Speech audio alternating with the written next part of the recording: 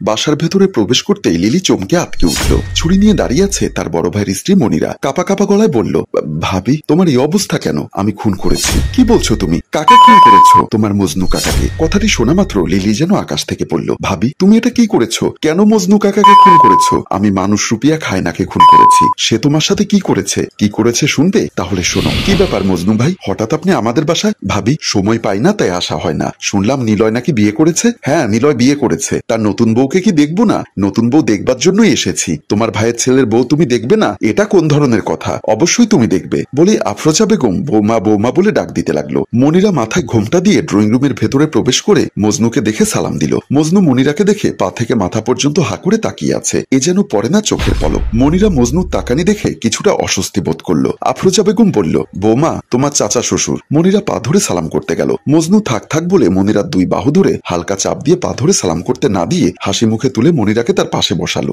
মনিরা তখনও কিছুটা বিব্রত বোধ করছিল, কিন্তু শাশুড়ির সামনে তা প্রকাশ করতে পারছিল না। মজনু হাসতে হাসতে বলল, মাশাআল্লাহ খুব সুন্দর বউ। বলেই পকেট থেকে 1000 টাকার 5টা নোট বের করে মনিরার হাতে গুজে দিয়ে হাতের উপরে হালকা একটা চিমটি কাটলো। মনিরা চিমটির উদ্দেশ্যটা বুঝতে পারলো, কিন্তু প্রকাশ করলো না। ভাবি বউ তো সেই হয়েছে। আমাদের এই পাড়ার মধ্যে তোমার ছেলের বউয়ের মতো এমন সুন্দরী বউ আর একটাও নেই। আফরোজা বেগমের সাথে কথা বলতে বলতে মজনু বারে বারে বাঁকা চোখে মনিরার দিকে তাকাচ্ছিল। মনিরার কাছে ব্যাপারটা ভালো লাগছিল না। আম্মা আমি একটু চা নাস্তার ব্যবস্থা করি। আচ্ছা ঠিক আছে, তুমি তাহলে চা নাস্তার ব্যবস্থা করো। মনিরা বসা থেকে উঠে সোজা বাসার ভেতরে চলে গেল।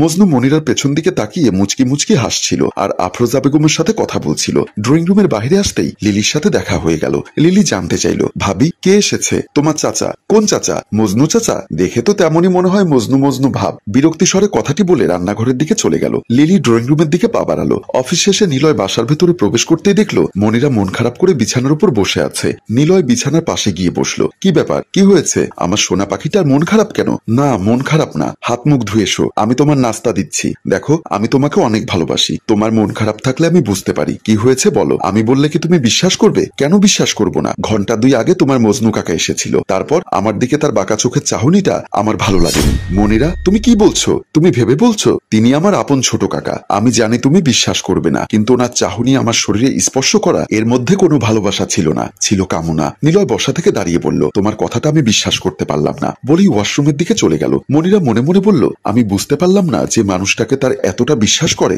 সেই মানুষটা আমার সাথে এত খারাপ আচরণ করলো কেন। পরদিন দুপুরবেলা মজনু আস্তে করে সদর দরজা খুললো। তারপর বাসার ভেতরে উকি মেরে ডানে বামে তাকিয়ে আস্তে আস্তে বাসার ভেতরে প্রবেশ করলো। বাসার ভেতরে কাউকে দেখতে না পেয়ে সোজা ওয়াশরুমের দিকে হাঁটা দিল। ওয়াশরুমের সামনে এসে আবার ডাইনে বামে তাকিয়ে ওয়াশরুমের ভেতরে প্রবেশ করলো। কিছু সময় পর মজনু ওয়াশরুম থেকে বের হতেই আফরোজা বেগমের সাথে দেখা হয়ে গেল। মজনু কিছুটা থতমত খেয়ে গেল। আফরোজা বেগম কিছু জিজ্ঞাসা করার আগেই মজনু আগ বাড়িয়ে বলল, ভাবি খুব টয়লেটে চাপ পেয়েছিল তাই এসেছি আর কি। ও আচ্ছা, এসেছো যখন তখন ড্রয়িং রুমে বসো, আমি বৌমাকে দিয়ে চা পাঠিয়ে দিচ্ছি। না ভাবি আজকে চা খাবো না, আর একদিন খাবো। বলেই এক প্রকার দৌড়ে মজনু তাড়াহুড়ো করে বাসা থেকে বের হয়ে গেল। আফরোজা বেগম মনে মনে বলল, কি ব্যাপার, মজনু তো কখনো ভুলেও আমাদের বাসায় আসে না। নিচতলায় টয়লেট আছে, তারপরও আমাদের টয়লেটে কেন আসলো? ভাবতে ভাবতে লিলি রুমের দিকে চলে গেল। পরদিন ঠিক একই সময় মজনু চুপি চুপি আবারও বাসার ভেতরে প্রবেশ করলো। ঠিক আগের দিনের মতোই সোজা ওয়াশরুমের ভেতরে প্রবেশ করলো। কিছু সময় পর ওয়াশরুম থেকে বের হয়ে রহস্যময় একটা হাসি হাসলো। তারপর নিলয়ের বেডরুমের দিকে পা বাড়ালো। মনিরা তখন বিছানার চাদর ঠিক করছিল।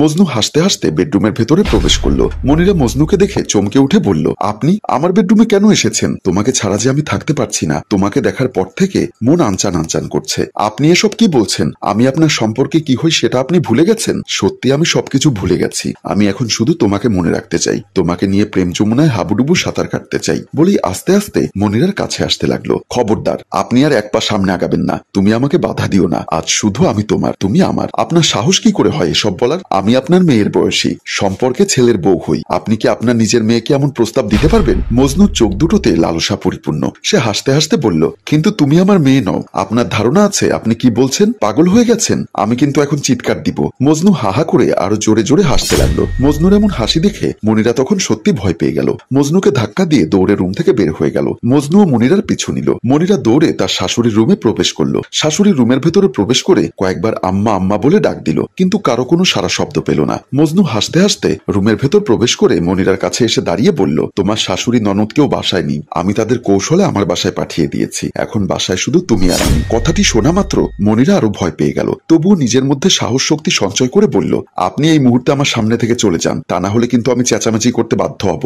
আস্তে কথা বলো, তোমাকে জোরে কথা বললে মানায় না। পকেট থেকে মোবাইল বের করে গ্যালারি থেকে একটা ভিডিও প্লে করে মনিরার সামনে ধরতে মনিরা চমকে উঠল। এই ভিডিও আপনি কোথায় পেয়েছেন? এটা তো আমার গোসলের ভিডিও। হ্যাঁ, তোমার গোসলের ভিডিও। এখন তুমি যদি আমার সাথে চেঁচামেচি করো তাহলে আমি এক্ষুনি ভিডিওটা ইন্টারনেটে পাবলিশ করে দিব। প্লিজ আপনি এমনটা করবেন না। তাহলে তুমি আমার প্রস্তাবে রাজি হয়ে যাও, আমি যা চাইছি আমাকে তাই দাও। আমাকে খুশি করতে পারলেই তোমার ওই ভিডিও আমি ডিলিট করে দিব। মনিরা কান্না করতে করতে অনুনয় বিনয় করতে লাগলো, কিন্তু মজনুর মন গলল না। মজনু আরো হিংস্র হায়নার মতো হয়ে উঠল। মনিরা বুঝতে পারলো এই মানুষরূপী হায়নার হাত থেকে সে বাঁচতে পারবে না, তাই তাকে একটা বাঁচার উপায় বের করতেই হবে। আচ্ছা, আমি আপনার প্রস্তাবে রাজি, কিন্তু আমাকে 5টা মিনিট সময় দিন। আমি কারো কাছে কিচ্ছু বলবো না। আপনি বেডরুমে গিয়ে বসুন, আমি আসছি। কোনো প্রকার চালাকি করবে না। চালাকি করলেই কিন্তু সাথে সাথে ইন্টারনেটে পাবলিশড হয়ে যাবে তোমার গোসলের ভিডিও। বলেই হাসতে হাসতে রুম থেকে বের হয়ে গেল। মনিরা কান্না করতে করতে বিছানার উপর বসে পড়ল। মনে মনে ভাবলো এখন সে কি করবে, এই অমানুষের হাত থেকে নিজেকে কিভাবে রক্ষা করবে। এই ভিডিও যদি ওর হাতে থাকে তাহলে তো বারবার সে ব্ল্যাকমেল করবে।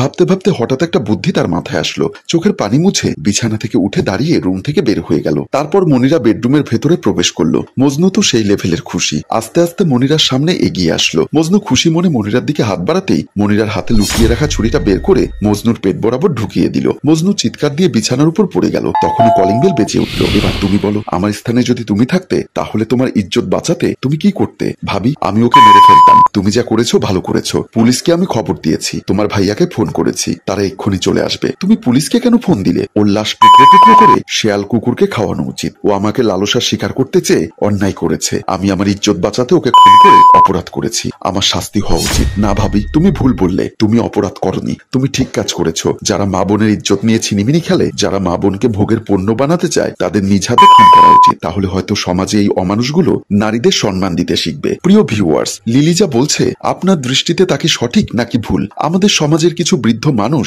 যারা ইদানিংকাল দেখছি মানুষরূপী হায়না রূপে নারীদের উপর ঝাঁপিয়ে পড়েছে, আপনার কি মনে হয় তাদের কি এমন চরম শাস্তি হওয়া উচিত? অবশ্যই মন্তব্য করে জানিয়ে দিন। গল্পটি ভালো লাগলে লাইক, কমেন্ট ও শেয়ার করুন। গল্পটির রচনায় ফেরদৌস অপু। ধন্যবাদ।